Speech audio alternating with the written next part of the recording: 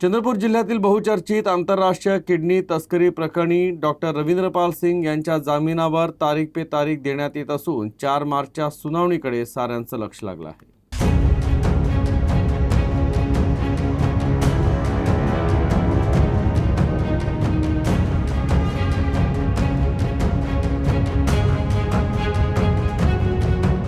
चंद्रपूर जिल्ह्यातील नागभीड येथील रहिवासी रोशन कुळे यांच्या किडनी विक्री प्रकरणातून हा संपूर्ण प्रकार समोर आला होता। त्यानंतर राज्यभरासह देशात मोठी खळबळ उडाली होती।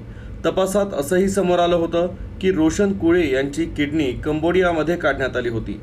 तपासादरम्यान हेही स्पष्ट झालं की भारतातील त्रिची येथील स्टार किम्स हॉस्पिटलमध्ये डॉक्टर रविंद्रपाल सिंग आणि डॉक्टर राजरत्नम गोविंदसामी यांनी किडनी प्रत्यारोपणाची शस्त्रक्रिया केली होती।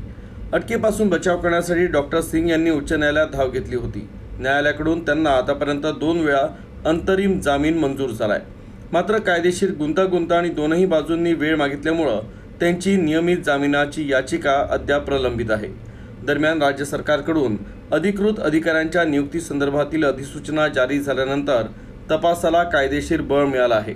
त्यामुळे आरोपींच्या अडचणी वाढण्याची शक्यता आहे। आता 4 मार्च रोजी होणाऱ्या सुनावणीत काय निर्णय होतो याकडे संपूर्ण प्रकरणाची पुढील दिशा ठरण्याची चर्चा आहे।